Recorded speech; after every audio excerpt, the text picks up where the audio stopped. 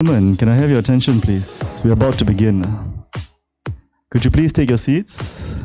Find an empty spot and please have a seat. We're about to begin very shortly. And as for the music, I think we can phase it out. Good evening, ladies and gentlemen. Thank you for attending tonight's event.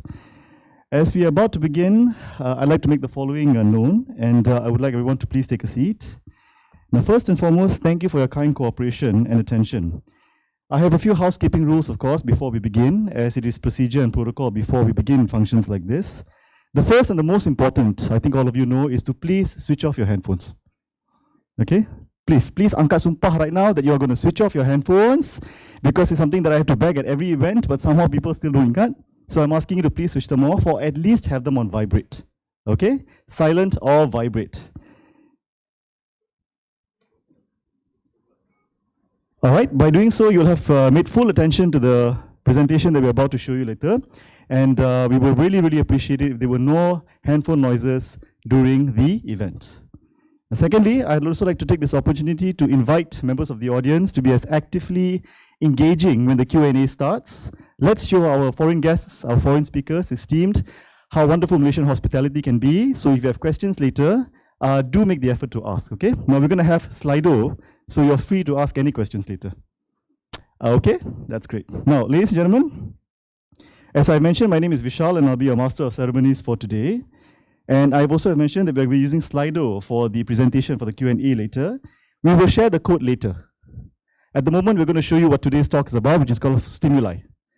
Now, after now, I'd like to encourage all of you also, as mentioned before, to please ask as many questions as like when the Slido code comes up, and we will take them as we can. And now I'm pleased to invite Architect Faris Mustafa, the DLS Director, to give some introduction to today's lecture. So can we please give him a round of applause as we welcome him on stage.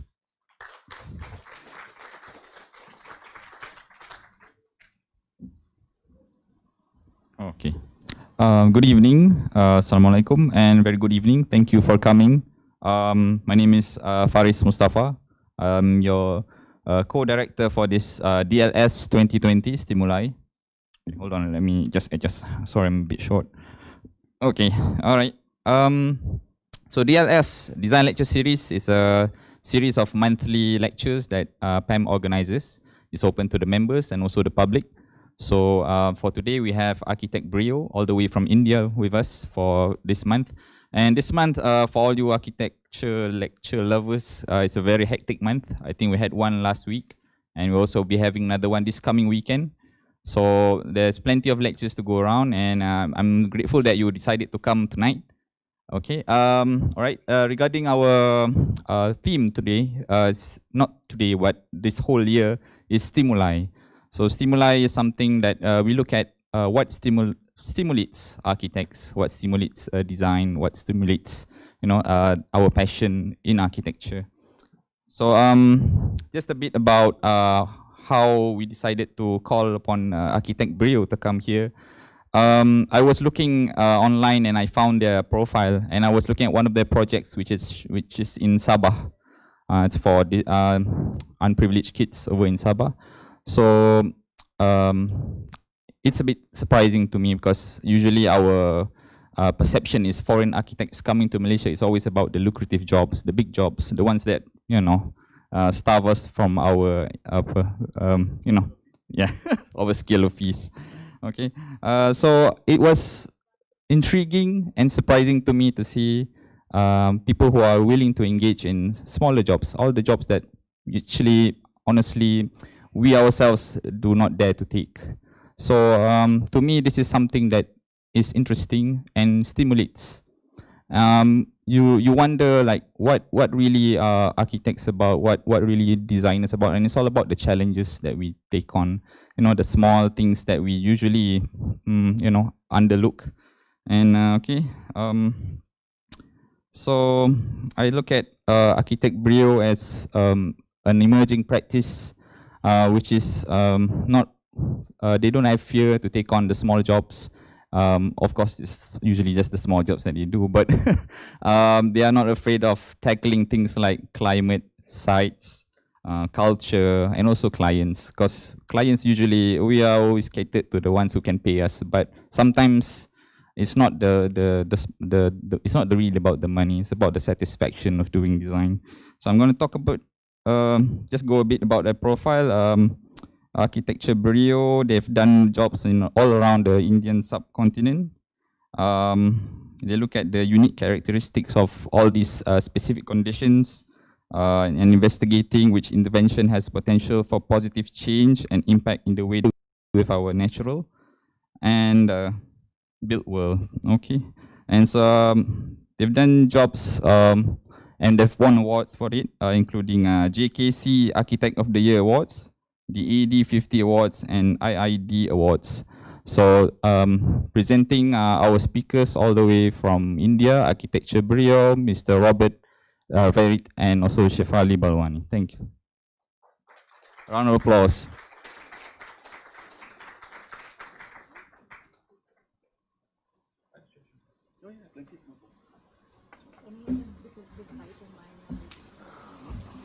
Testing.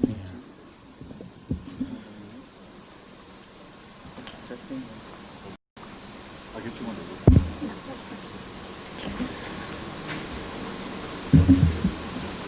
Testing. Here we go. Thank you. So thank you, Verrijt, and thank you, Pam, for inviting us here today. It's really exciting to be back in Malaysia. It's a wonderful place to be back here after a few years. Malaysia is wonderful because it's this confluence of different cultures and identities, some of it Indian, and it's great to see that here. Like life, our journey in the world of architecture has been mostly circumstantial and at the same time full of surprises and circumstances. But it also has been one with a particular direction. And I grew up in a tiny village with just 2,000 inhabitants. It's called Mirissa in the Netherlands. And it looks really picturesque, perhaps. But to be honest, it's also really boring, a boring place. So, you know, I left and I went to study in a somewhat larger city town in the west of the Netherlands, in Delft, at the architecture school. And this was during a time when super Dutch architecture was raging across the world. And it was an interesting period because architecture started questioning conventional briefs and programs and proposed alternatives. And by layering and recomposing programs in different ways, new typologies emerged that were either commentaries on society or proposed alternatives. And it had the ambition to deal with some of the critical challenges of the time.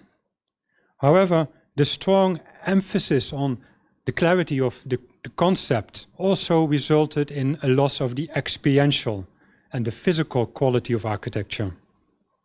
And architecture lost its relation to the process of making. And a building rather resembled exactly what a blue foam model looked like than emerging out of the logic of constructing, and often became the unnecessary focus of attention. And I wouldn't want to say that this made me escape the Netherlands, but I was definitely interested in looking for inspiring places elsewhere. And during my studies, I had gone for an exchange program to SEPT in Ahmedabad in India, the university that was founded by Pritzker Prize winner architect B.V. Doshi, where Shefali graduated from. So while in Delft as a student, you were left to chart out your own path and explore your own interests while being offered a multitude of points of view. Here where I studied, we had a very close-knit teaching and learning culture, and it was really a place that you learned and studied with a guru. And architecture here was taught that was contextually spirited, it was environmentally informed, and very structuralist and modernist at heart.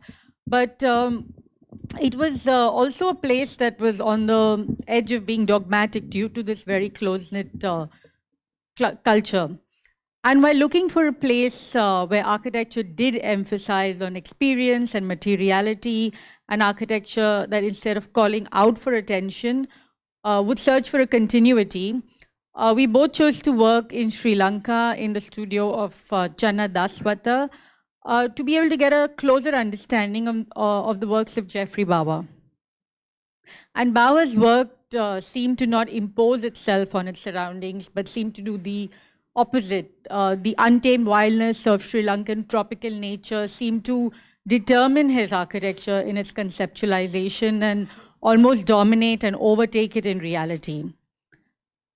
And initially, Robert went to Sri Lanka to work on an exhibition of Bawa's work that was to take place in the Dam in Germany.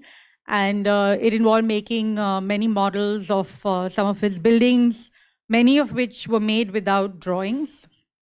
And after the exhibition was completed, I went on to join him, and we worked on refurbishments and extensions to some of his seminal projects. And through that, got an opportunity to really closely study and understand his work. And because of this, we were very influenced by its apparent naturalness and simplicity. This, incidentally, is a project that we worked on while we were there. And it was very interesting to observe through Bawa's work that the simplicity was actually the result of surprisingly intensive interventions. This is one of Bawa's projects. It's called the Kandalarma Hotel. And it is really the highlight of architecture playing the disappearing act. And behind the soft blanket of the creepers and the rooftop lawns lies a very straightforward and utilitarian scheme where the columns and beams are really anchored into the rock surface it sits on. And the framework twists and turns every now and then to accommodate itself and create experiential interest. But in no way does architecture stop being man-made, defined by logic and measurement systems. And in no way does nature, although here helped along its way by the human hand, stop doing what it does best, and that is adapt, evolve, improvise, and surprise, because every time you visit this building, it changes. And this is a garden, Bawa's garden, called the Lunuganga Garden. And this is really one of Bawa's masterpieces. And it is also so because it's not so much about the building here. The garden is about light, about scale, about proportion and time. And so it is a way about architecture. And the garden has grown without a plan, similar to the way of the principle of action gardening, where a painter throws his colors at a canvas from a great distance. But we also always wondered about this paddy field garden near the lake until we visited one day after a heavy downpour, and the concrete checkerboard pattern that is laid between the grass flooded. And now the lake, garden, and architecture all collapsed into one. Bawa's obsession with laying down geometries also resonated with those inside the estate bungalow. And he did not subjugate nature to the will of man, but in a way transformed our experience of nature by creating a contrast, and that only highlights the rawness and unpredictability of nature. And apart from one of his last projects, this one called the Mirissa House, Bawa's work relies heavily on vernacular typologies and construction methods. And while the relationships with the land and sites were always innovative and surprising, the typologies and the spatial configurations were often not, and the construction techniques neither. And Bawa was not really interested in architecture being a product of conceptual thinking. In 2006, we moved to Mumbai to start our own practice, and we were looking to practice an architecture that combined the primacy of context as the essential generator of built form, resonating with our learnings in Sri Lanka, but with a conceptual framework, innovating with building typologies to address the challenges of our time.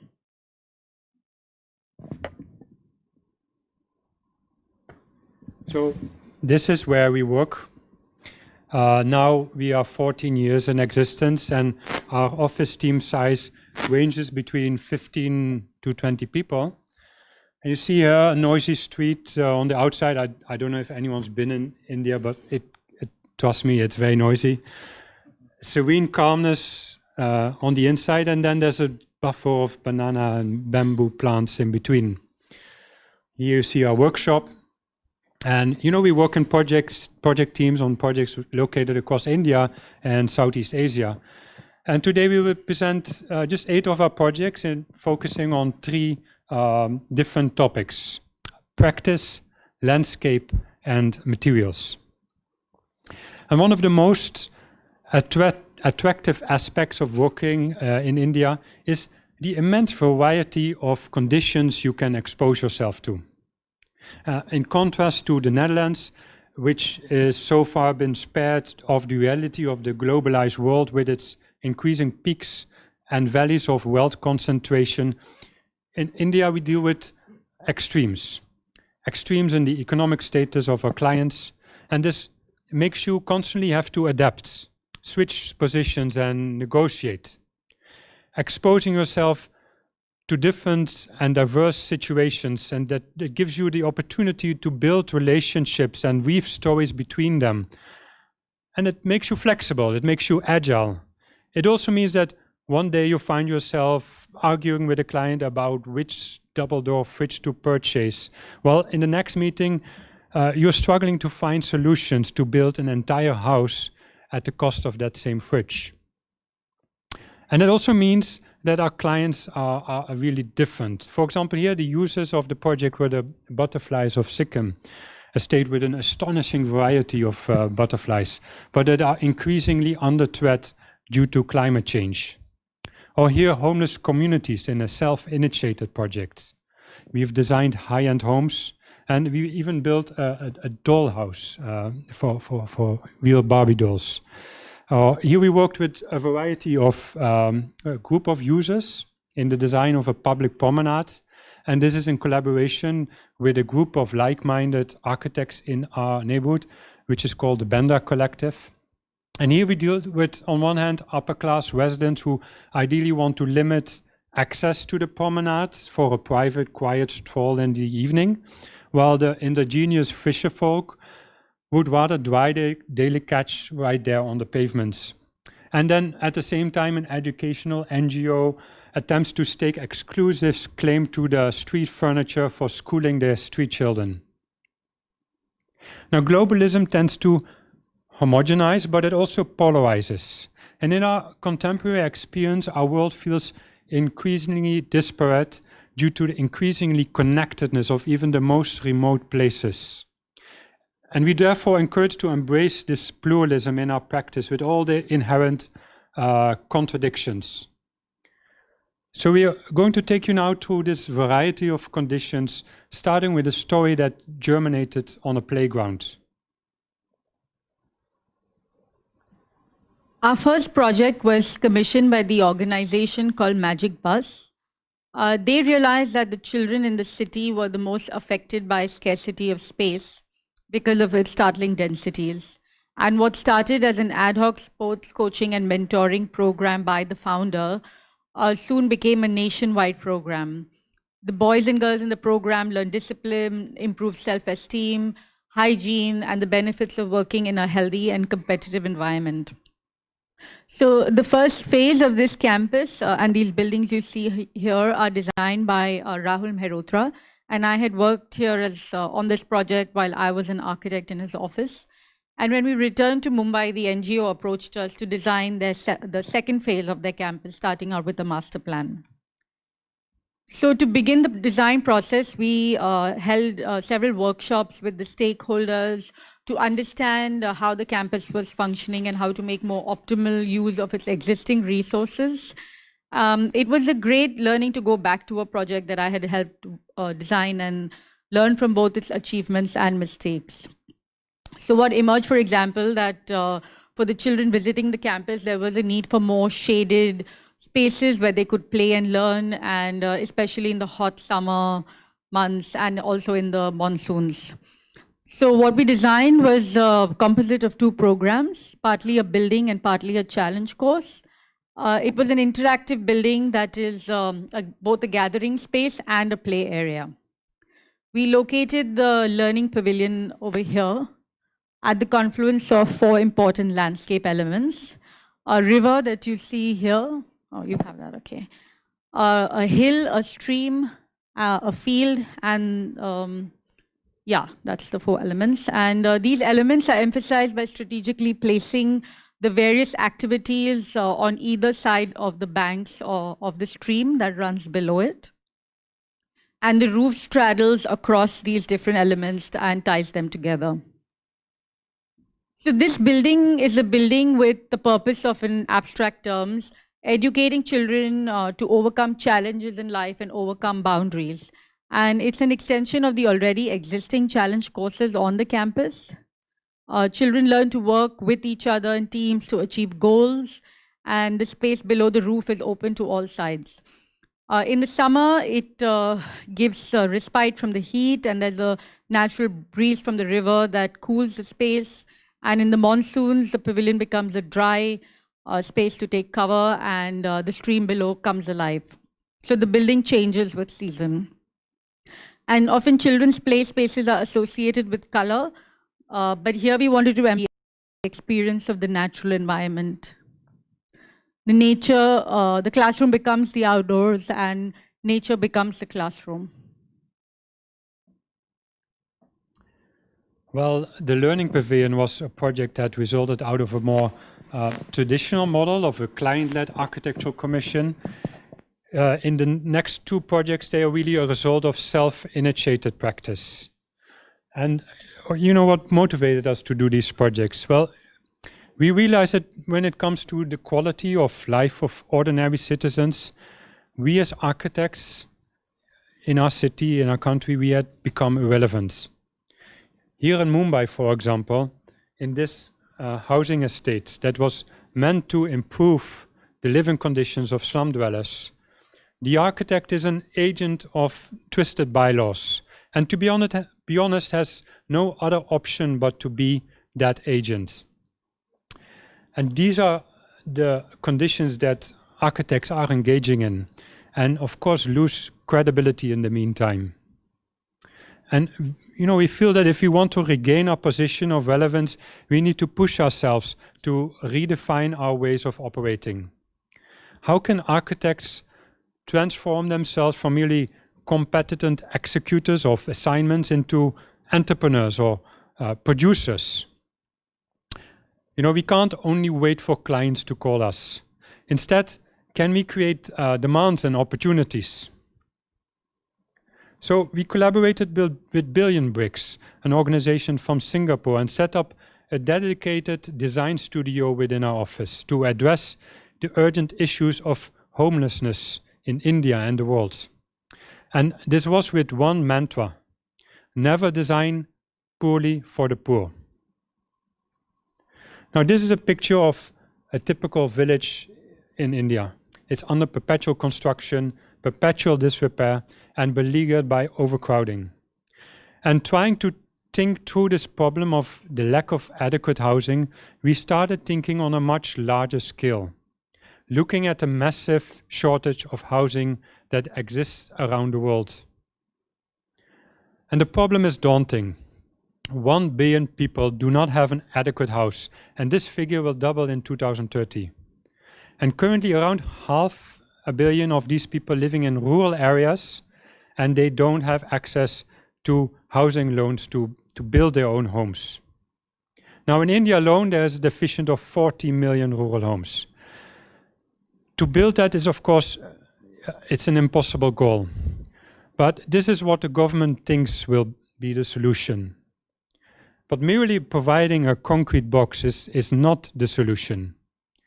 However, even if we manage to solve this complicated puzzle of housing, straddling financing, access to land, and resolving unimaginable material supply chains, we create one more major problem. How do we supply electricity to all these homes? And we calculated it would require 5 new large coal power plants, require $10 billion of investment. And worse, 370 railroad cars of coal per day entering these coal plants. Of course, this way, India would definitely not meet the Paris climate targets. So what about renewable energy? What about solar farms? Well, we would need an additional 50,000 football fields of land for that, in addition to the 500,000 football fields that the houses would need. So we thought, why not combine these challenges and build houses underneath these solar farms? So when we see a solar farm like this, we see actually free roofs. Free roofs waiting to be inhabited. And with this idea of Verrijt, we can solve one more major problem of housing. Because who would actually finance building those 40 million homes? The government doesn't have the funds, and rural families like this, they don't have access to financing because they have no collateral to get home loans. But now, actually, the solar roof is a collateral. And the energy produced by these solar roofs provides 25 times more power than the house needs. So how does it work? Well, this 95% excess electricity get actually sold on the market and then pays back the investment over an 18-year period towards the construction of the homes.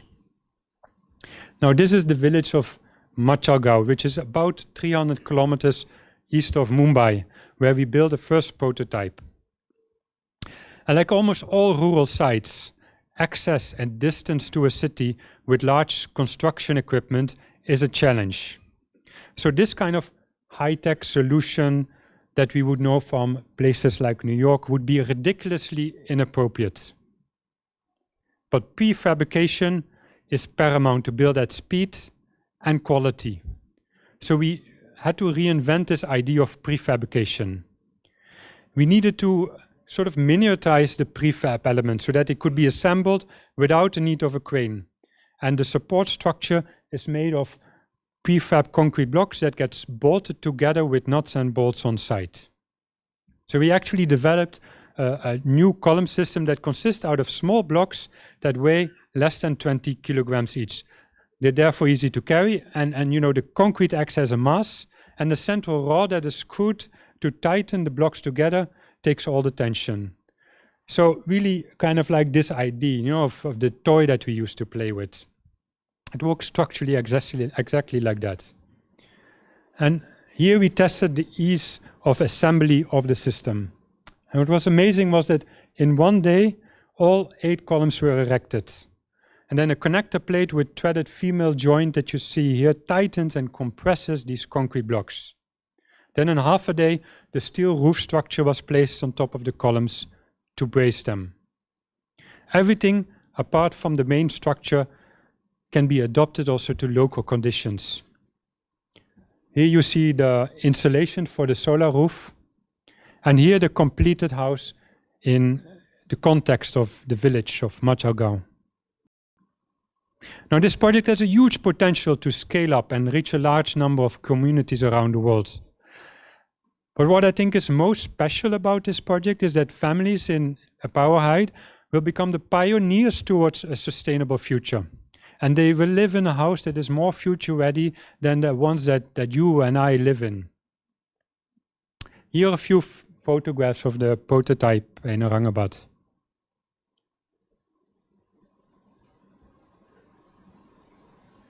And you know, apart from generating power, the house also harvests its own rainwater, and it treats its own sewage water through the reed bed filter that you see there, down there in the picture. Now, this is a prototype of Verrijt that we built as a community center in the Philippines. And it is the only structure that has power in this neighborhood. And so, as you can see, apart from generating income, it also becomes a giant charging station for batteries for mobile homes and torches for the families who live there. And here on another side in the Philippines, over here, we're now working on scaling this idea up to the level of communities of 125 homes that together produce 2.5 megawatt of power.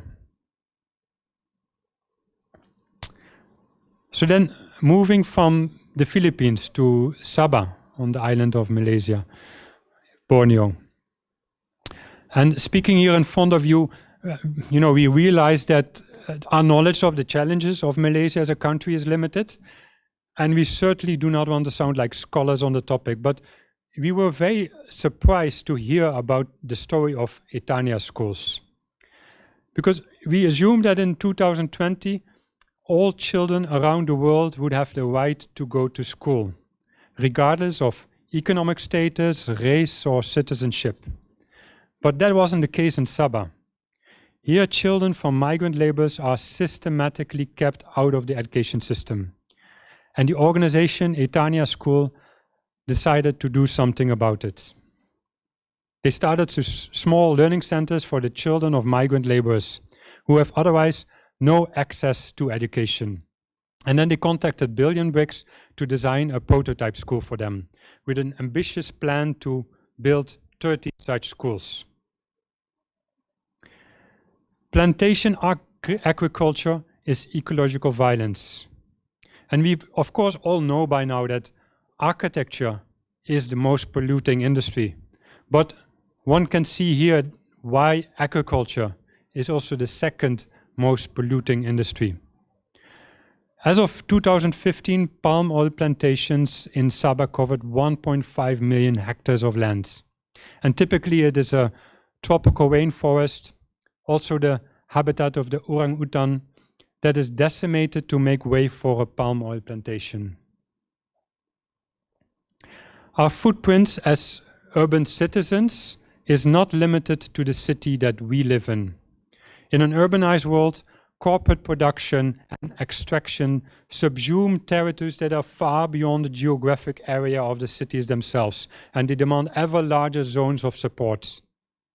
So a Magnum ice cream, Dove shampoo, Oreo cookies, they're all products made of palm oil that we consume that have a direct or indirect effect on land use changes, forest fires, pesticide use that result into biodiversity loss, water pollution, soil erosion, and increased carbon emissions of places that we would traditionally not consider to be cities. However, apart from the impact on precious nature, there's also a deeply human story to this. Due to a shortage of labor in the plantations, many migrant workers come to Sabah from neighboring countries like Indonesia or the Philippines. They leave their home country so that they can earn enough to give their family a decent living. They and their children often don't have an official residential status, which disallows them their working rights, benefits, or access to health insurance. But perhaps what's even worse, since it has an impact on future generations, is that their children therefore can't go to school. The site where the organization Etania planned to build a school is located along the Padas River. You see it over here. And the land came for free, but the river had a history of massive periodic floods. Here you see an archive photo of the river in the nearby village Beaufort from 1949.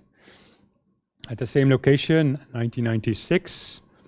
And this is actually the place where a clandestine school was held by the Etania founders for a number of years in one of these shop houses. And again in 2015 and again in 2019. And of course, the destruction of the original rainforest and their replacement by palm oil plantations in the last decades has increased the flood risk even further. This is the river at the new location of the school.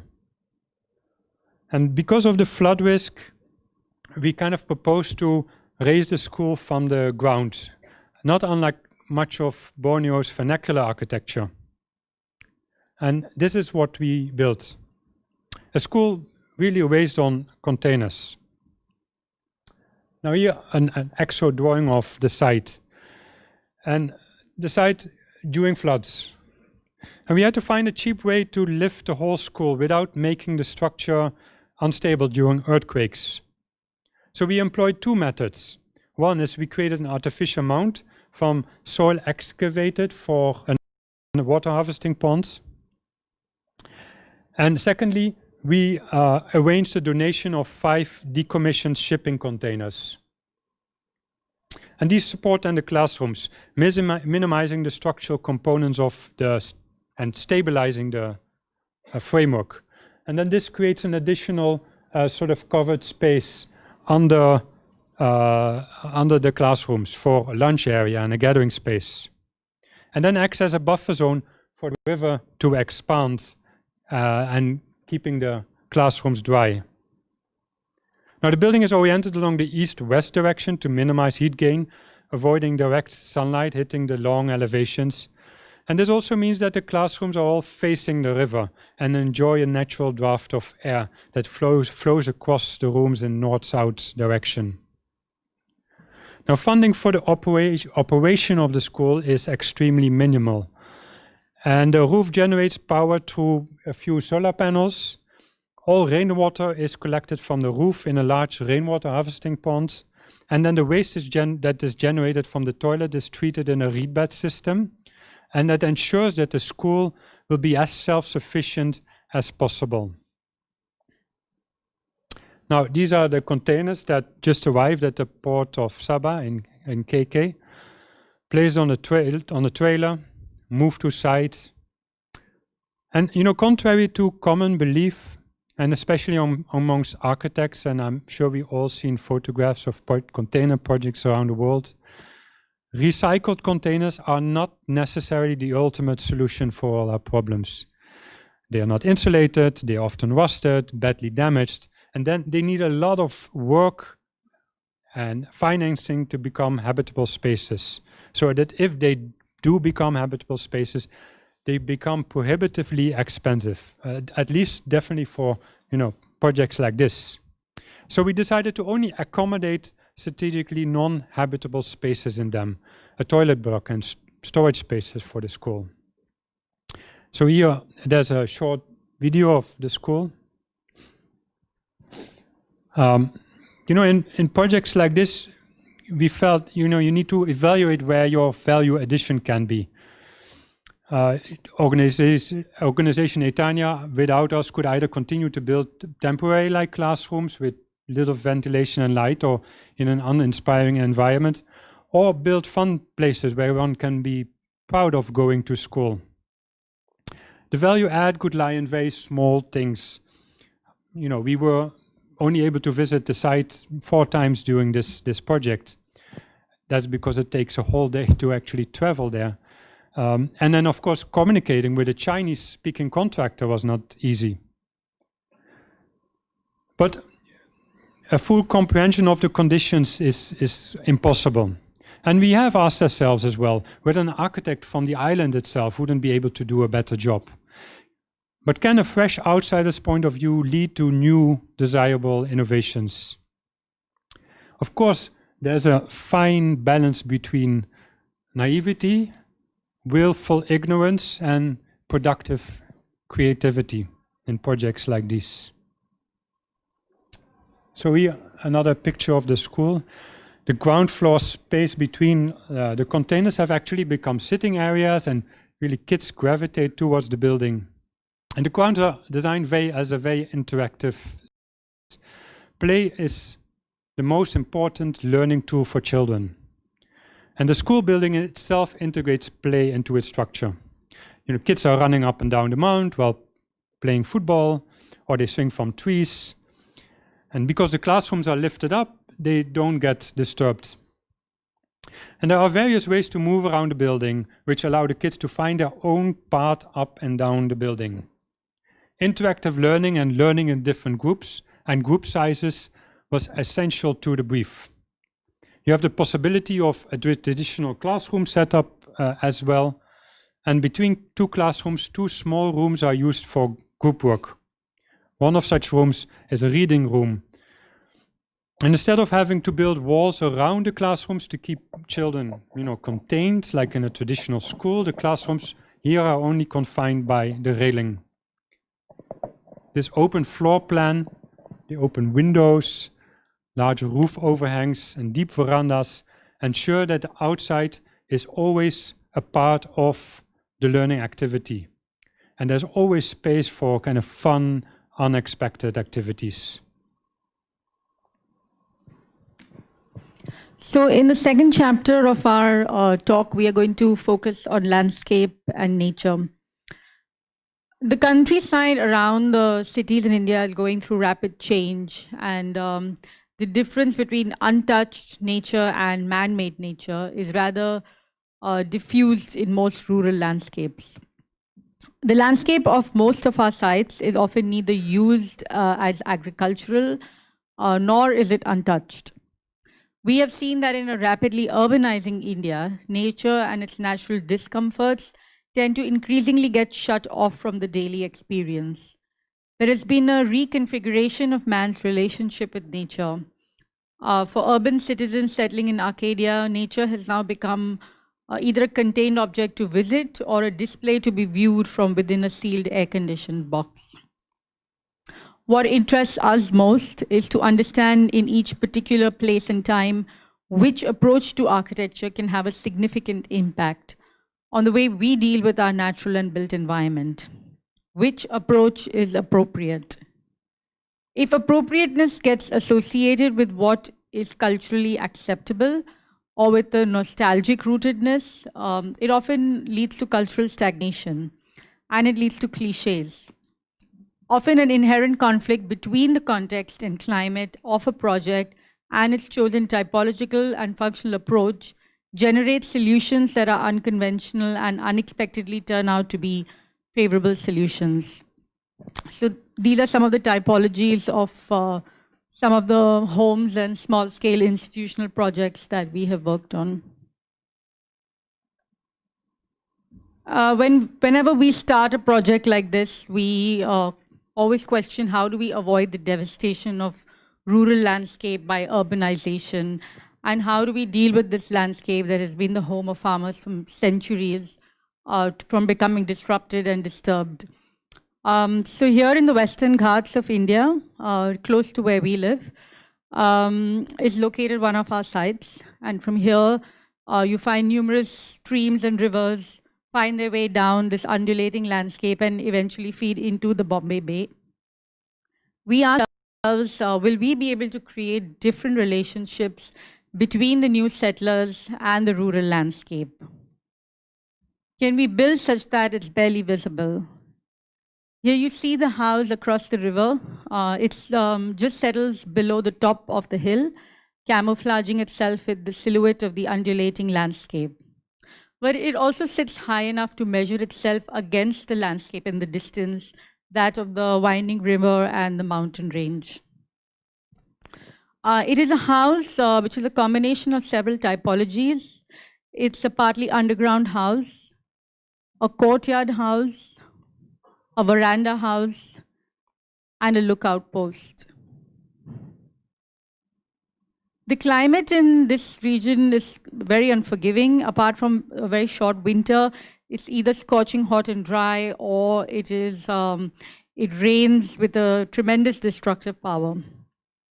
What you see now at the house, gazing from the top of the hill, is just a cover of green. And of course, now it looks very natural, like it's always been like this. But building a house under a hill has obviously involved a lot of groundwork, cutting and filling of land, and destroying a part of nature in the process. One may question whether this method is appropriate, but we felt the long-term benefits of an underground house are high. It is kept naturally cool. It reduces the requirement for cooling energy.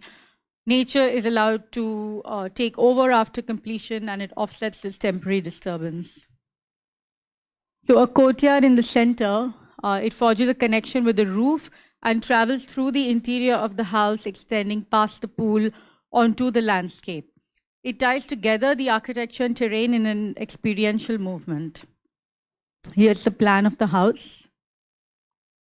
The sequence of the rock-carved courtyard, the kitchen, dining room, and the veranda, screen, deck, and pool is an experiential one. The natural landscape here changes from a very bright green, almost jungle-like forest in the monsoons to a more dry, shrubby wasteland in the summer.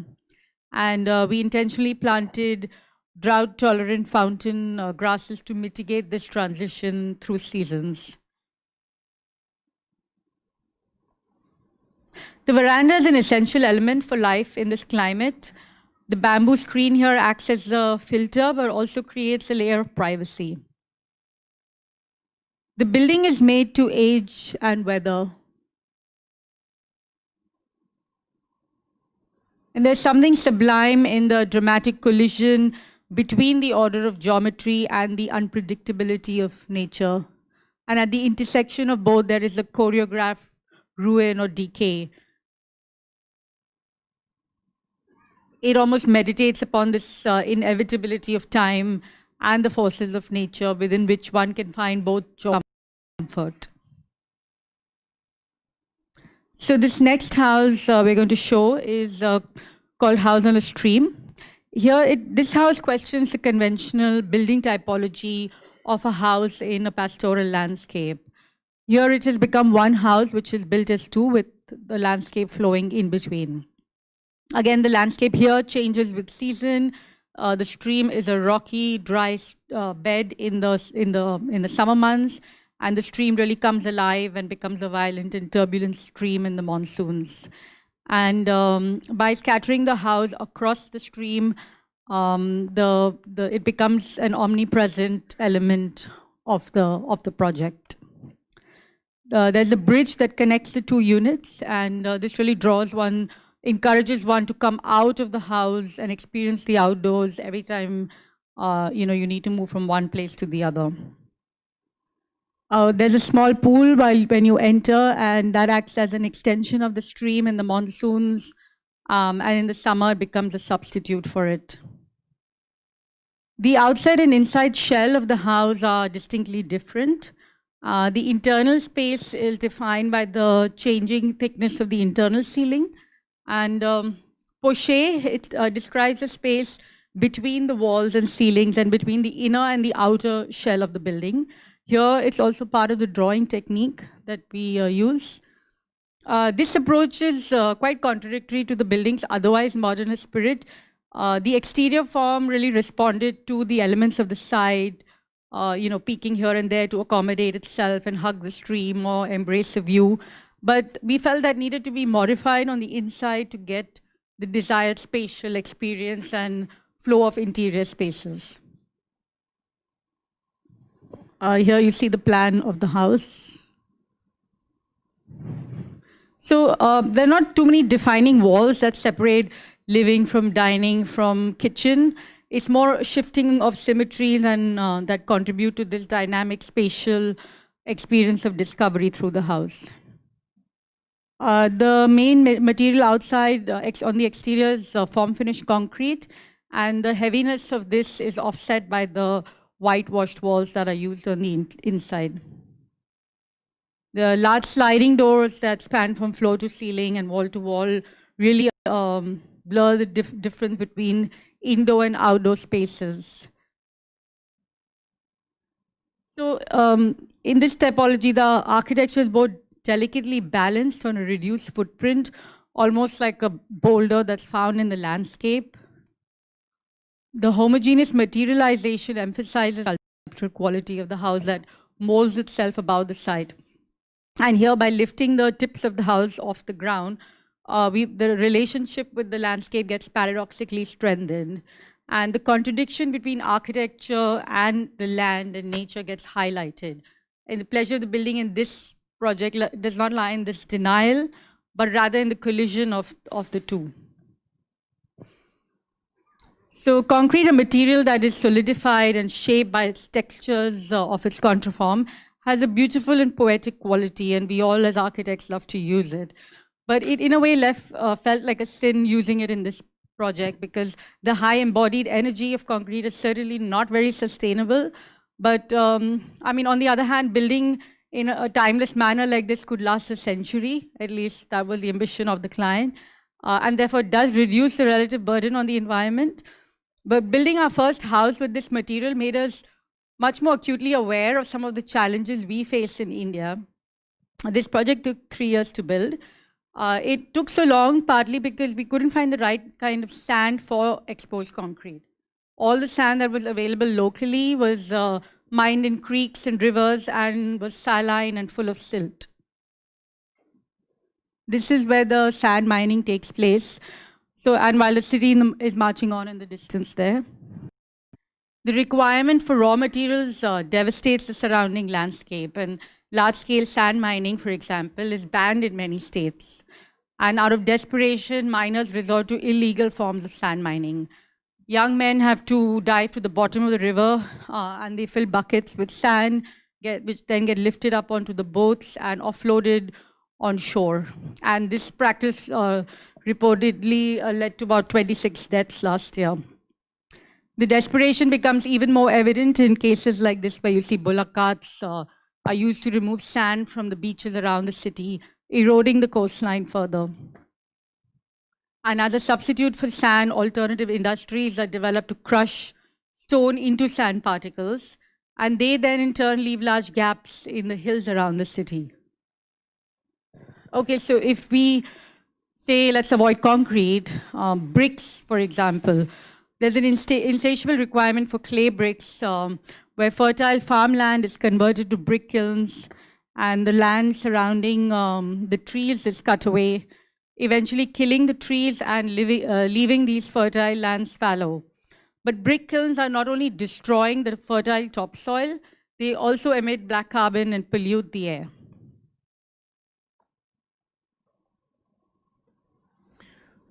Our architecture is not defined by a singular preference of materials.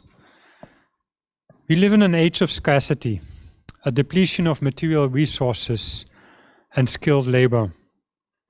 The architecture industry is deeply responsible and makes this situation worse, and causing ecological degradation that is a result of the mass extraction of materials. So how do we as architects respond to this? How do we take as architects responsibility? And how do we empower people at a local level to change their environments and become self-sufficient, and then work towards a more just and resilient future?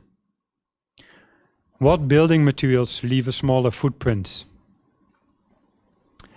Actually, this is our first project at the Magic Bus campus, which was for a dormitory back in 2006. And it was completely designed in structural bamboo. Unfortunately, it was too early for this in India because the bamboo building industry was immature and the client couldn't take the risks. So the project got shelved. But since then, we've started introducing bamboo in projects wherever we can, like in a screen in the Riparian House that we just saw, and now in an artist retreat in Mumbai.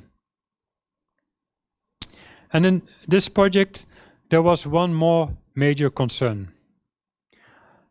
How do we deal with land in coastal areas that are considering the threat and the reality of rising sea levels?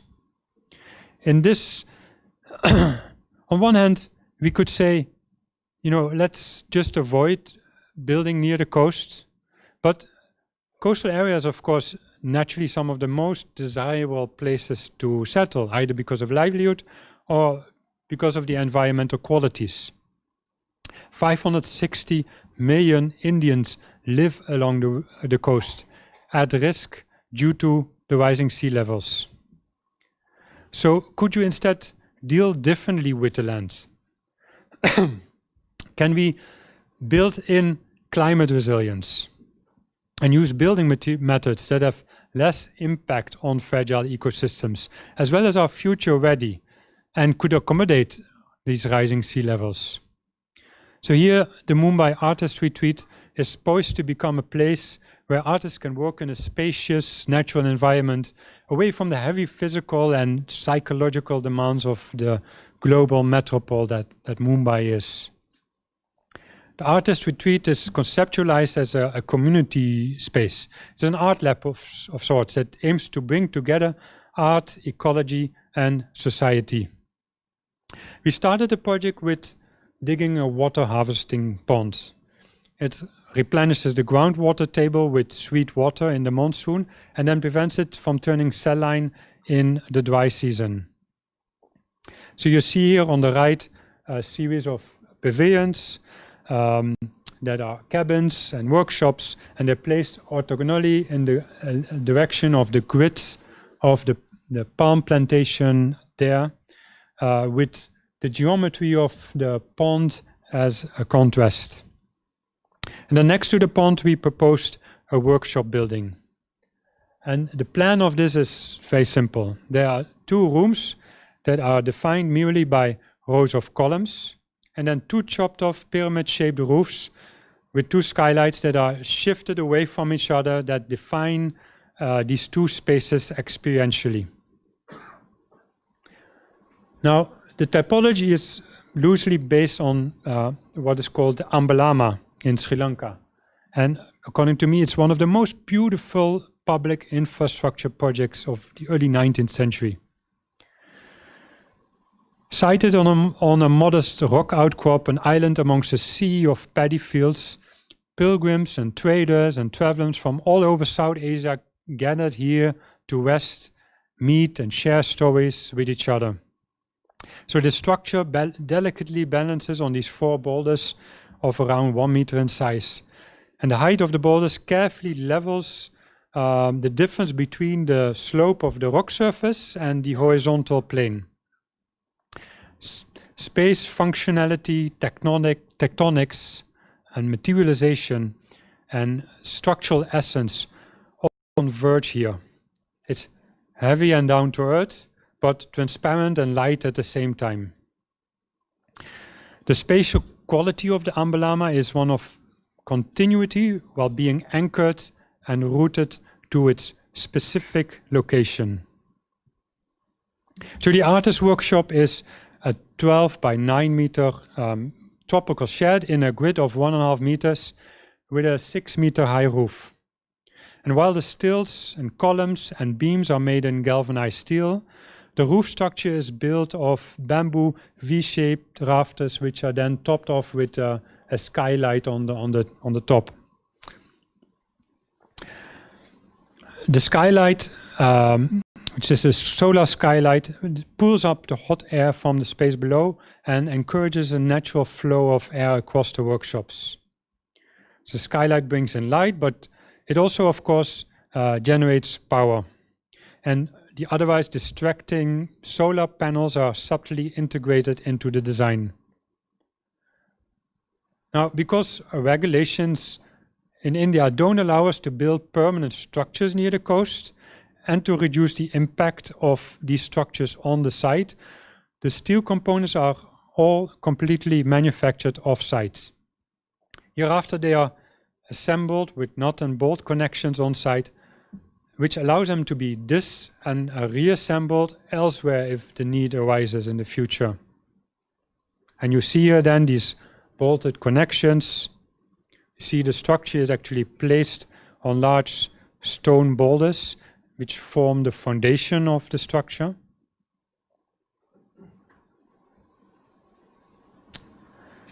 And bamboo is actually it's a wonder material, but it also frustrates a lot of architects.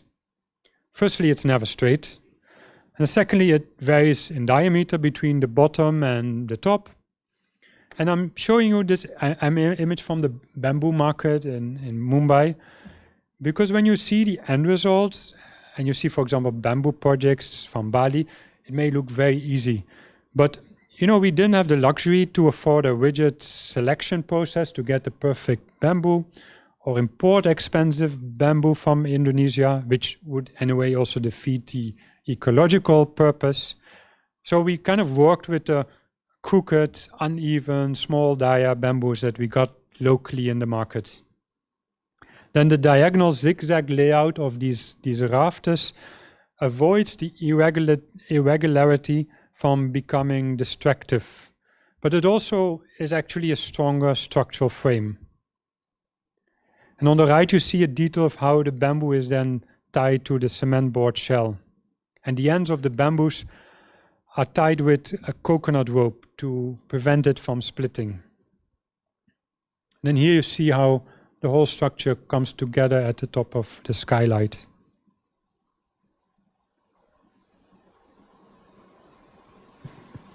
And here you see really how light keeps changing throughout the day, animating the space at day and at night.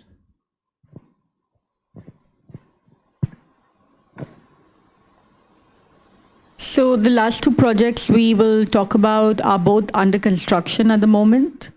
This one is a boutique guest house in the amazing location in Uttarakhand, which is in the north of India.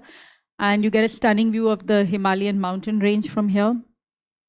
So every site has a story, and sometimes millions of years old. The formation of the Himalayas took place almost 50 million years ago, when the Indian subcontinent broke away from a larger landmass and reached Eurasia after a slow journey upwards, and then with a magnificent force lifted up the ocean seabed, exposing layers of a medium-grain metamorphic rock that perhaps originated from the bottom of the ocean. And you see this kind of rock formation everywhere. It felt very natural to us, therefore, to have these form the basic component and the basic building block of our project. This became the language of the site.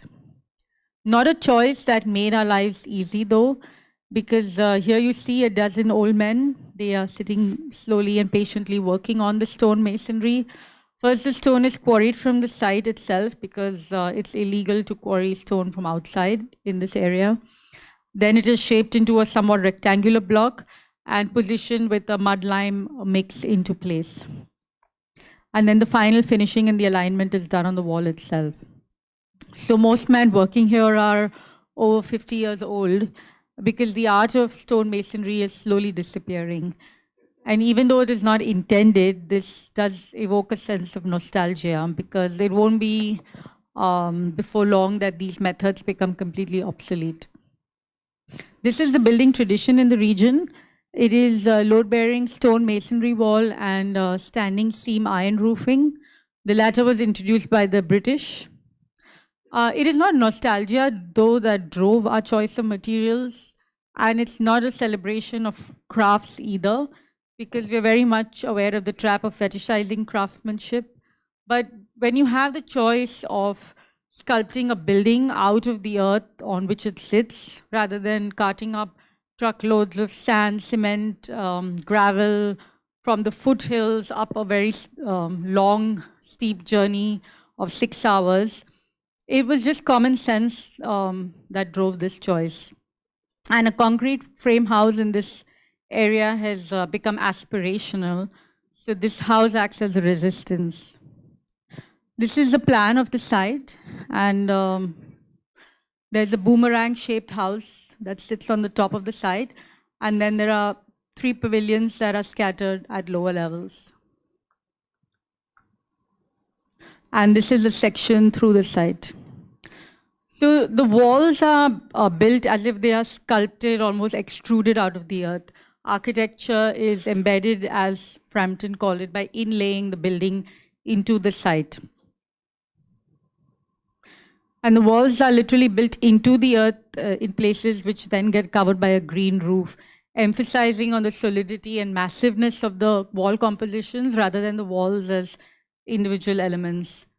And then these stopped abruptly at lintel level to receive a lightweight steel and timber roof. The stone elements of the house are almost like extensions of the Himalayan agricultural terrain. And then these are merely protected and made habitable by this light horizontal timber roof plane, and with the emphasis on the panoramic scenery of the mountains. It becomes difficult to perceive where architecture stops and where the landscape elements take over. On top of one of the green roofs, here you see a mason sitting and working on the stone coping. We're always wowed by their workplace when they send us these photos. The timber roof is finished with a standing seam copper roof. Here you see the copper sheets. They come in large rolls and then they are folded. And then they're laid in between clips on the roof. And with simple hand tools, the seams are folded by the South Indian craftsman. And the edges are turned in a separate piece to protect the end grain of the wood. Everywhere the pine wood is exposed to rain, it has been covered with copper to improve the durability, like here on the rafter ends and here in the pergola. Here's the pergola from above the roof. It's beautiful craftsmanship, but it's not local. The timber was made with Himalayan pine by a local carpenter, but using German screws. The copper came from Sweden, was installed by a South Indian team, and this French specialist here on the roof.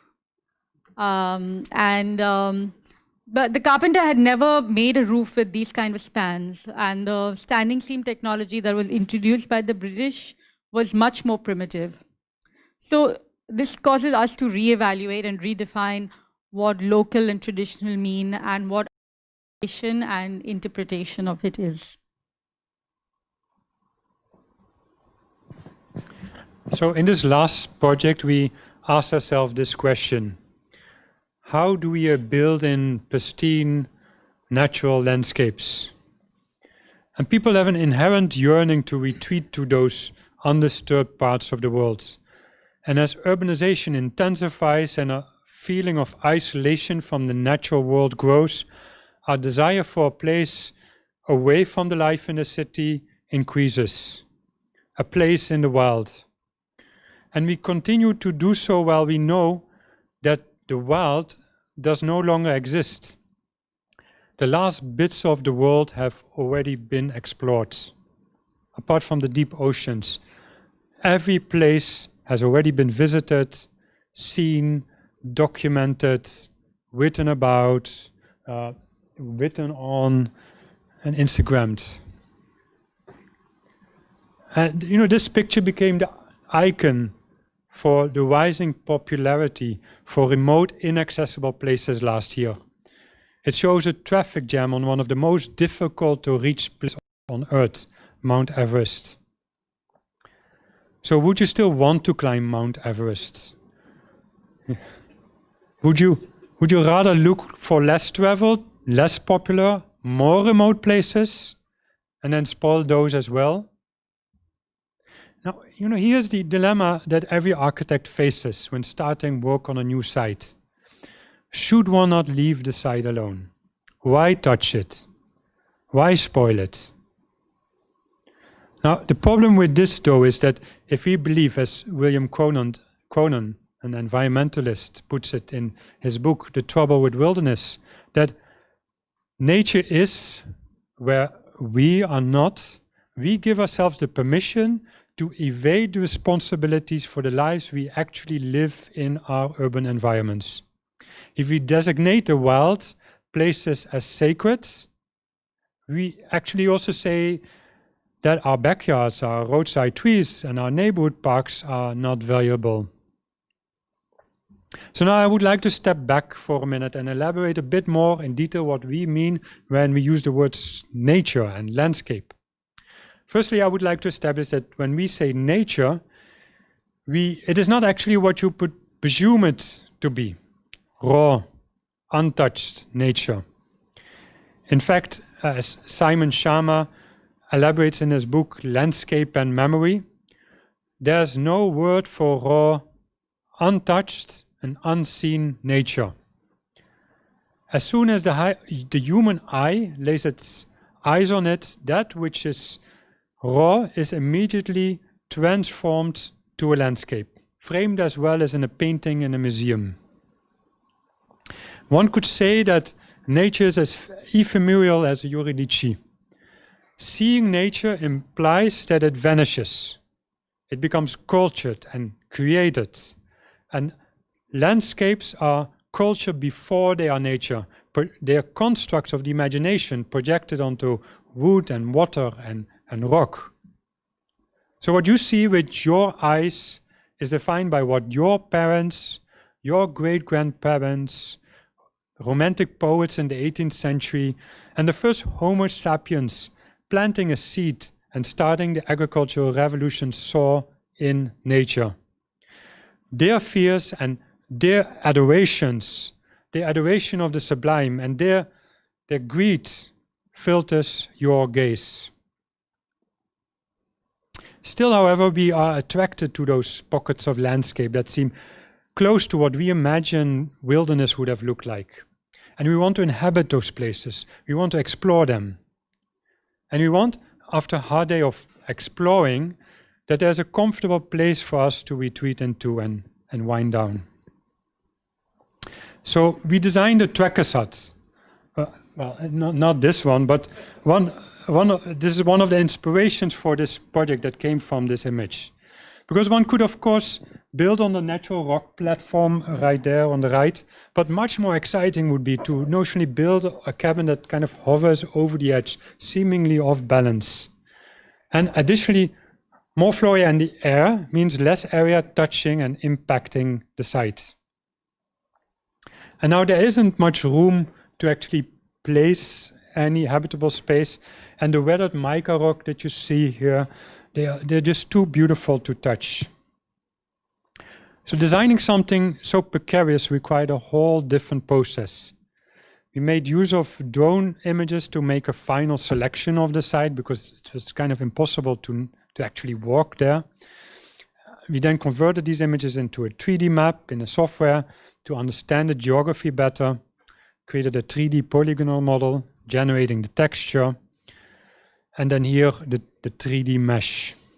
And then in a combination of this 3D technology and 550 hand-cut paper sheets of 0.9 mm thick, we created this model that allowed us to really get a physical and tactile sense of the topography.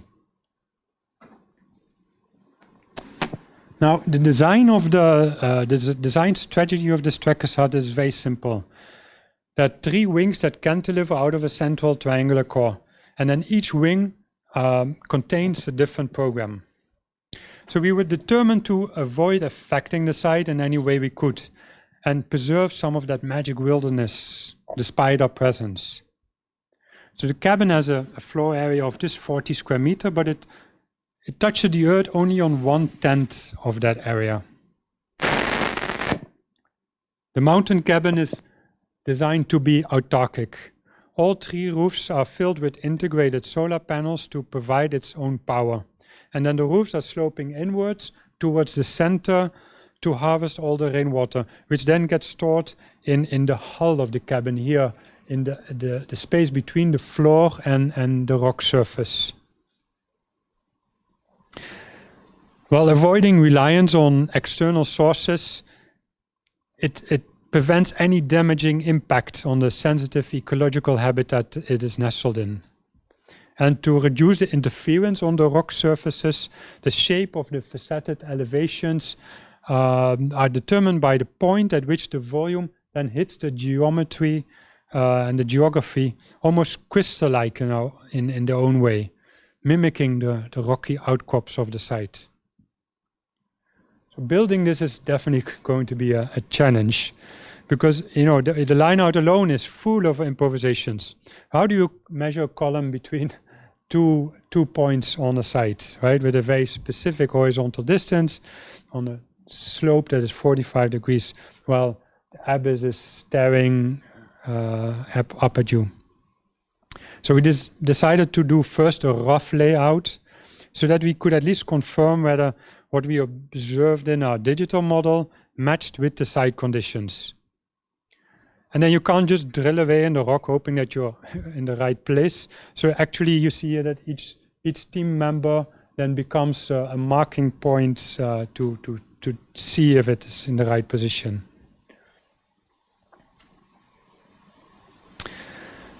The most economical material that can be carried over the forest path leading to the site by people and mules is timber.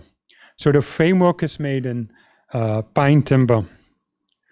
The forest that it is located in is prone to forest fires, though. The pine trees that you see have a high resin content that is harvested. You see these lines here as marks of the harvesting, but it also catches fire easily. So the cladding will actually be made of tun, which is a local cedar wood that is then charred to make it fire resistant. So this cabin is a device to observe the dramatic, rugged mountainscape of the Himalayas. We need to embrace nature, accept its unpredictability and uncertainty, and take it up as a challenge.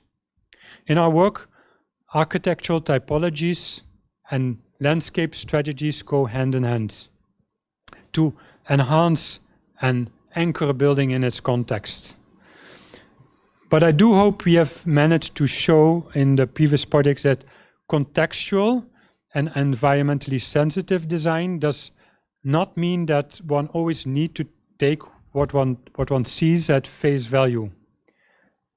It does not always mean that one has to tread lightly and treat the given as sacred. With these projects, we do not attempt to domesticate nature, nor do we attempt to naturalize architecture.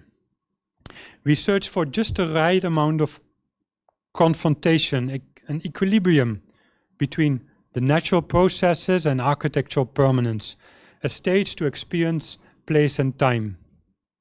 It is this duality understood within the context of a world out of balance and our desire to continue creating characterful, responsive, and experiential and contemplative environments that keeps us exploring within ever-shifting positions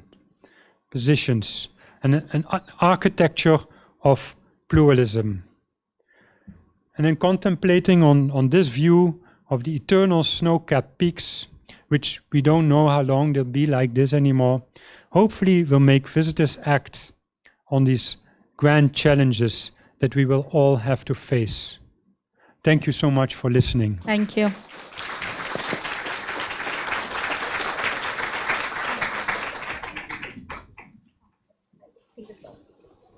Thank you.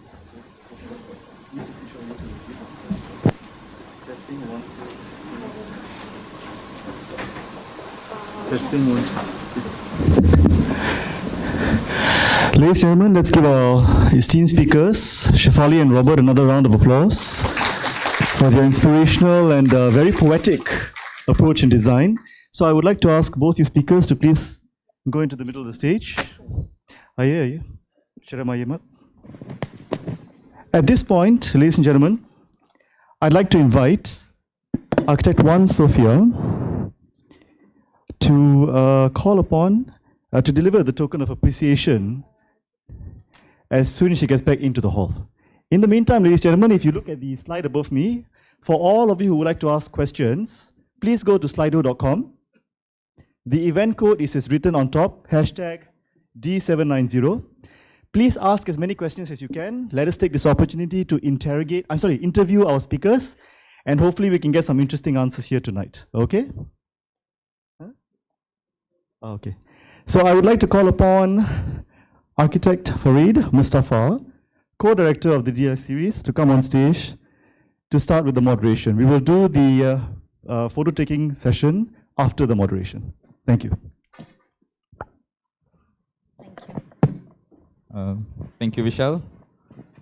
Okay. All right. My major takeaway from your lecture just now is there's a lot of sensitivity imbued whenever you do design. So where does this sensitivity come from? Is it already there from the beginning, or is it something that you've, as you go along, you notice, or you want to, send out this message in your work?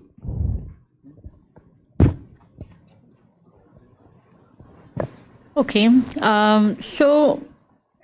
I think whenever we start designing or whenever we visit our site, it never starts with a vision or ambition or that, okay, this is what the end product should look like, or this is what this place needs, or this is a new material we've seen and we want to use. It comes from a lot of exploration and studies, and I think seeing influences, craft available, materials available, and therefore it's a different response each time. It's never the same kit of parts that fits every design. And we find that this is the most appropriate way to build given our challenges and the different environments that we are faced with, that if we do follow the same kit of parts every time, that it's not going to be the appropriate response. And I think maybe in the end, this is what brings sensitivity to the design. And yeah.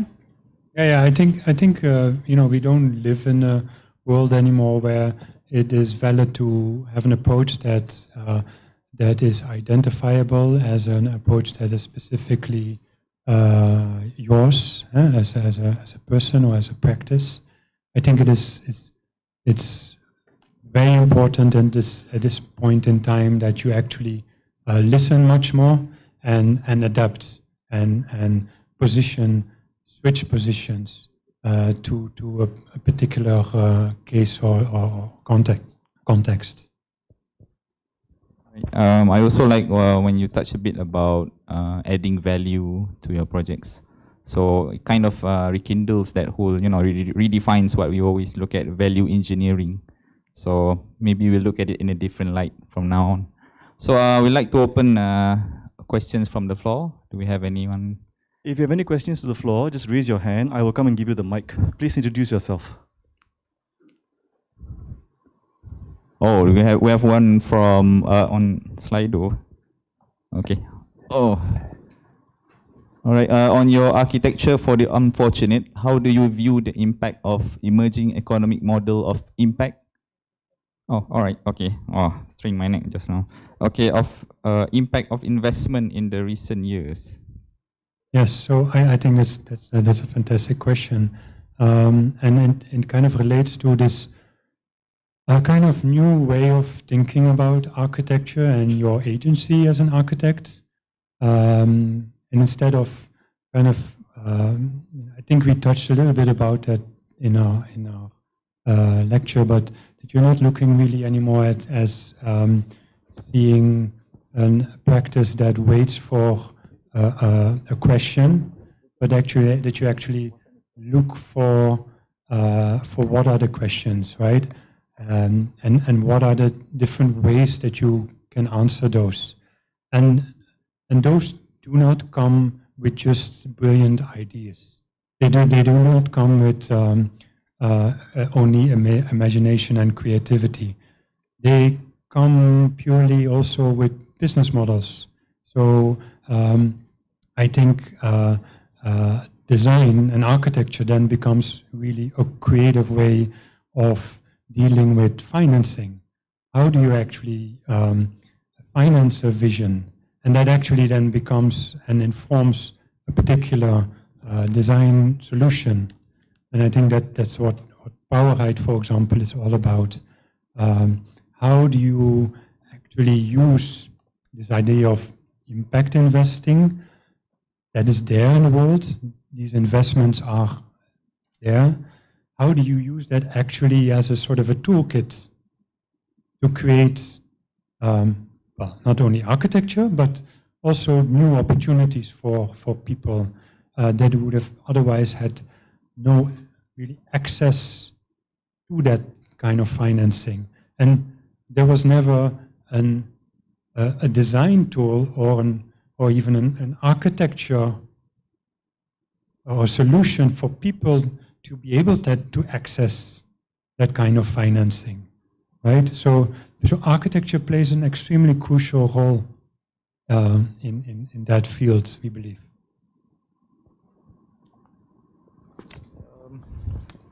Any questions from the floor? Or we'll just take one from Slido. This is from Anonymous. May I know why copper roof instead of other material? Yeah, so copper roof is again one of these sort of sins that you perform as architects, just like how we all love concrete, right? And we all know that it's actually a sin. And copper has also extremely high embodied energy. And yeah, which choices do you make in particular projects? I think here the importance was the twofolds. One, if you build a copper roof, it lasts ages, it lasts centuries. So maybe you look at sort of that idea of constructing and how long do you construct for, how long do you build for differently. But also a lot of homes that are built in the mountains, traditionally they would have had stone, slate, stone kind of tiling. That technique has become obsolete. People don't have actually access to that kind of skill anymore, and not even the stones anymore. So what do? You get galvanum sheets, which are often colored in the most bright red or green shades, which then also kind of leads to a sort of a complete disformation of the kind of landscape and the scenery that you see. What does copper do? It becomes a really nice dull brown over time, so that it becomes almost indistinguishable from the natural environment. It ages beautifully. And that is what made us choose copper.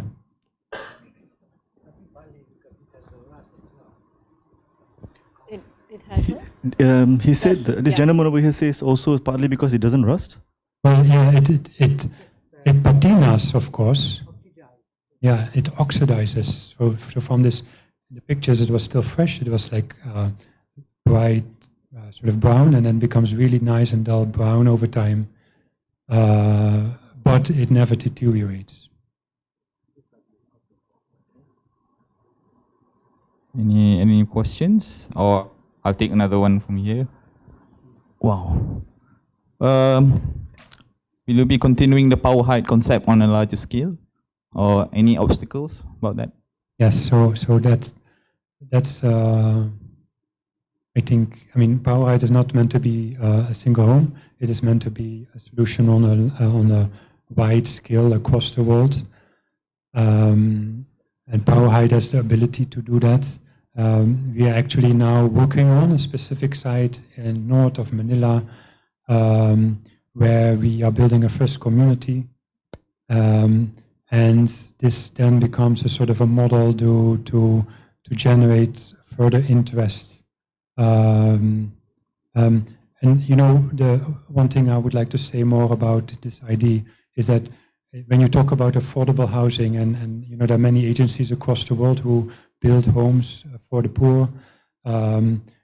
What is always an obstacle for them is financing, because you build one home, but for the same amount of money, you could, for example, give a meal for a child, for 1,000 children every day for a whole year, right? So what is the most sort of desirable thing to do as a donor? You would rather do that than give one family a home. So financing for these kind of projects is extremely problematic. So with power height, what you actually do, impact investment allows you to build the first model, but then it becomes a self-financing model. So you can actually get financing from many other bank or investor to scale this up to a very large audience. Sorry, not to intrude. Mahdi, can you please get up? We would like to applaud your honesty. Okay, sorry. Yes, yes. Okay. Yes.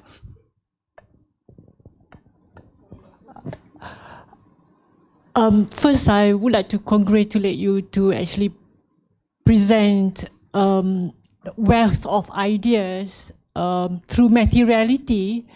It's so humble, but yet putting your architecture quite ahead in confronting the current issues. That's very inspiring.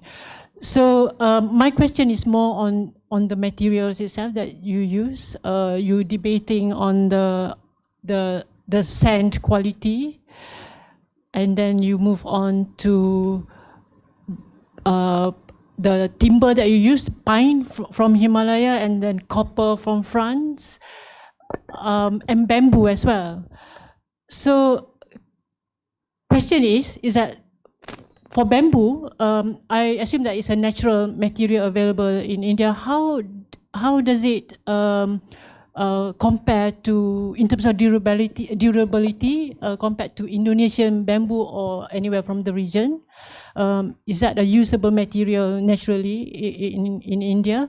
Second is that on the sand, I would imagine in India, sand is a natural available material that can be used in raw form in India, but you saying that the content of sand in India is actually not that suitable.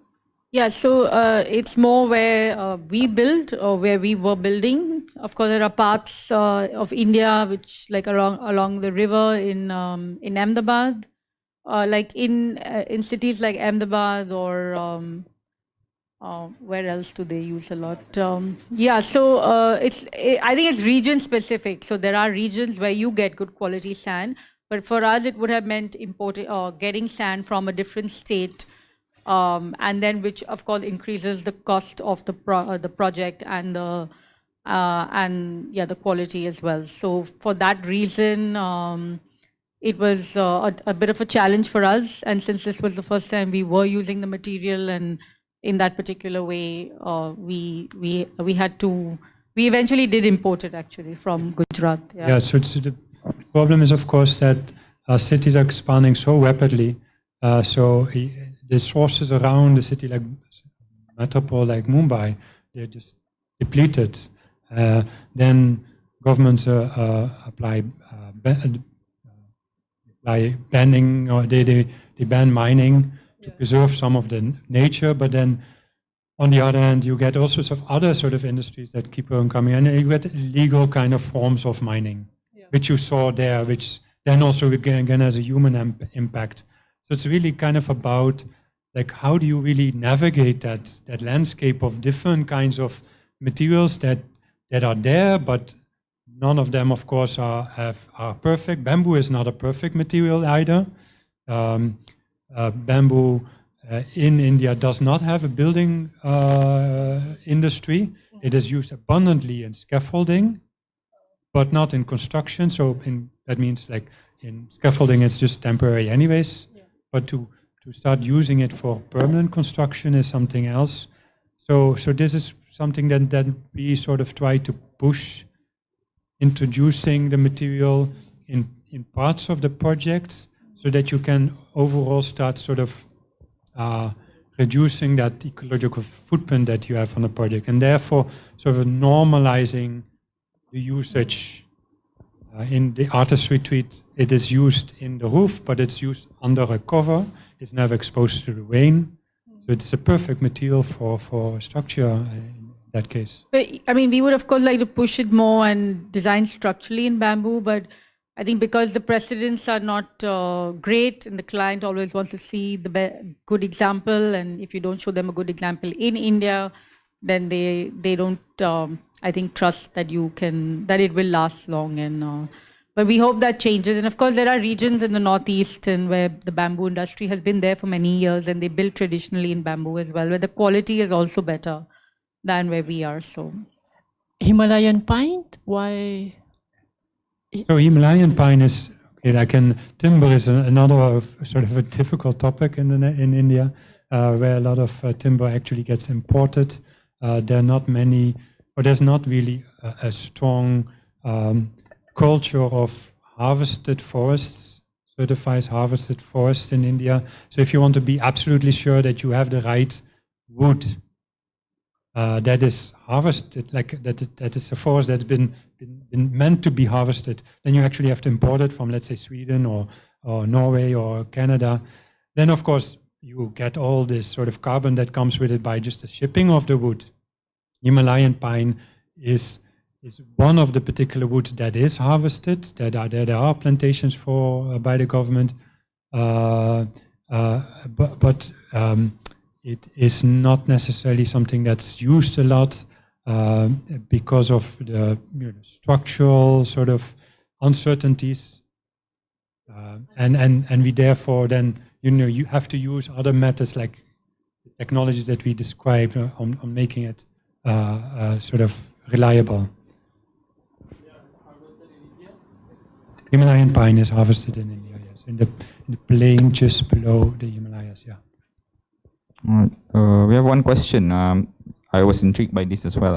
Were the boulders used as footings harvested naturally, or were there processes used to prep them before use? And how do you attach the columns to them? The boulders. artist. Boulder, Ah, yeah. okay. Were they harvested naturally? What was the Yeah. question? Were they harvested? Locally? Yeah, locally. Okay. Yeah. Yes, they were. They were found on the site. So we used and shaped them in the particular size that we want, and then cut out and inserted the columns in them. Wow. Yeah. Whether it's suitable for that, I mean, for the strength of, the structures. It's a basalt rock, and a basalt is just extremely hard. And it's right there in that village where we managed to source it. Okay. Sorry, can I have one more? Most of your design, the way I see it, I mean, you study the local, the vernacular of the place, before, you come up with the design. How much of the percentage of your design based on the locality, or, some of the materials are brought in, from outside, sort of. Yeah. So it really depends on the project actually, and Based on your locality. it is absolutely based on that, and Budgets also play a role. and in budgets, yeah. projects. So, and there's also kind of a funny thing with environmentalism, right? Like in the Himalayas, for example, you cannot. There's a random ban on quarrying stone, while people have been building their homes for centuries out of stone, right? So now actually people, even if they want to build a house out of stone, they can't. So they have to import concrete, like cement, gravel from like 6 hours away. They have to bring it up in a lorry. They get a lot of traffic jams. And then the stone tradition hasn't evolved. So the preference for a home becomes that of the aspiration becomes that of a concrete home. But in the project that we presented in the Himalayan mountain home, we managed to actually quarry stone from the site, from the place where we built the house. We extracted the stone and cut it in pieces. The way I see it, because you base a lot on the vernacular of the area, where do you learn the science of this for all these buildings? You introduce into the design. I mean, you seems to mix and match with all these different materials. Where do you get the knowledge from? Thanks. So The expertise. no, I think. No,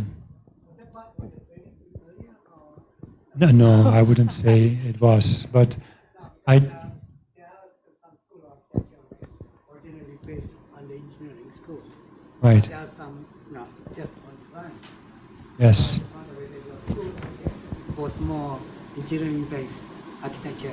So the question is whether our kind of approach to architecture is based on the schooling that we received, and I think I would say no.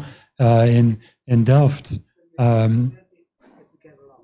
yeah. So in Delft, it was really a school which is kind of almost amaterial, where it was just purely on creating beautiful models out of paper or foam or whatever, and then just sort of magically constructed out of whatever material was kind of most economical.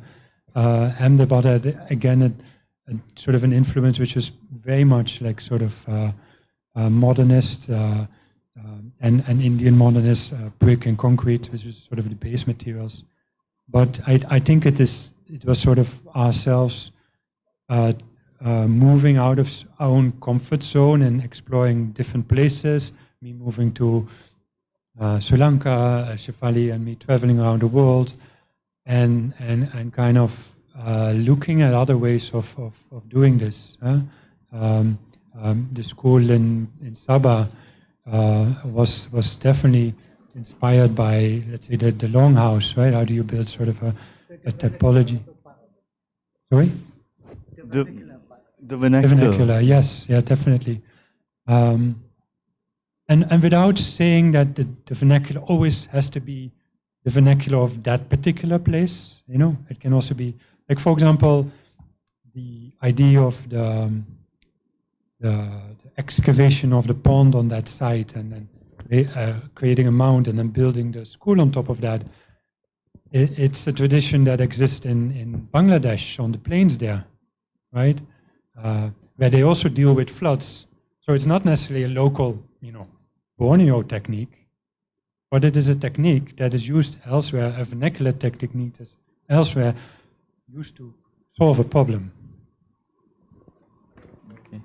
I think just one last question, which I just take from here. It's okay. The most voted question. I'm working for a big design consultant firm that doesn't care about nature or sustainability. What's your advice? Or even clients, like how do you go about educating? Because you're already sensitive about a lot of things. So how do you pass the message to them, to your boss, to your firm, or to your clients?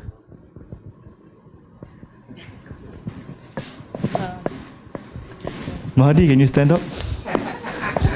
Don't be shy. Best question of the night so far. So how many votes did that question get? The gentleman above, over there. Oh, okay, okay. Yeah. Yeah, hi, yes. Yeah, so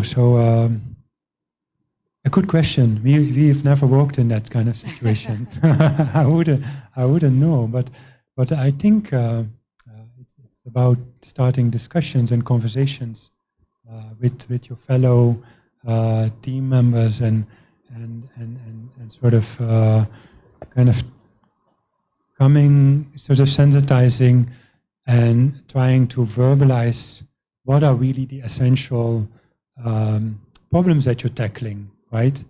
And whose problems are you tackling, right? And often it is sort of the answer would be, yeah, the problem of the client, right? They have a problem, so we have to solve it. Very sort of straightforward kind of approach.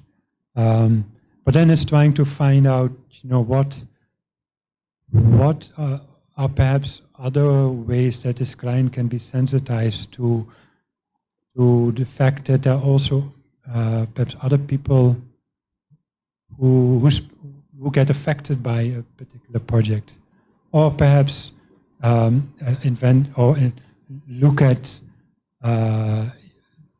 sort of initiate to question yourself whose problem needs to be solved, right? And sort of start from that. So thank you for that question. Yes, thank you very much. Okay, I think I will take no more questions and I'll pass to Vishal. Thank you very much. Again, ladies and gentlemen, let's give our speakers, Shefali and Robert, a thunderous round of applause. I, for one, certainly enjoyed today's presentation. You know, this beautiful mix of poetry and landscape and so forth with technical details and specifications that I think made a very beautiful composition that I think all of us can appreciate. So at this point, I'd like to call upon Architect Sophia to come on stage to present the token of appreciation to our speakers. Without further ado, please onto the stage. Thank you. As it is customary, we are about to give them our token of appreciation. Yes, and let's give them again one more time a round of applause.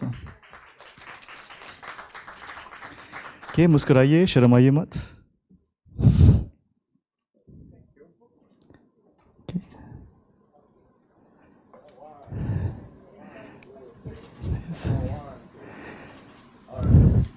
Okay, let's get a group photo as well, I think. Should we get a group photo as well, Architect Sophia? Let's get a group photo as well. Honorable members of the audience, huh?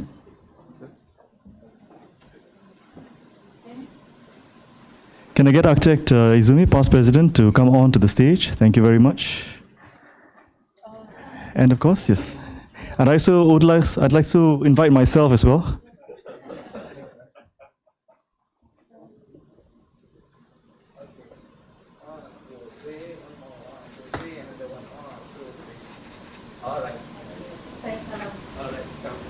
Thank you very much. Let's give the photographer a salam, a round of applause too. I love his shirt. The shirt is quite cool, you know, architect on duty. Quite cool. Thank you very much. So we have come to the conclusion of today's DLS. Thank you again, everyone, for being here. Before we do a leave for the night, this will be the next one that we are going to have next month. Next week, my mistake, sorry. Next week or next month? Next week, sorry, my mistake, 17th of February. As you can see, things move very quickly here in PAM. So hopefully we'll get to see you as well. And it is also, and the lecture after that will be on the 11th of March, which of course refers to the Housing 4.0 competition winners. So again, we hope to see you next week as well. And thank you once again for being here, and pleasant trip home, and good night. I guess that's it. Thank you very much. Okay, thanks. Mahadi, come, let's go for tea. I really like your question. Most honest question I ever heard in my life, man.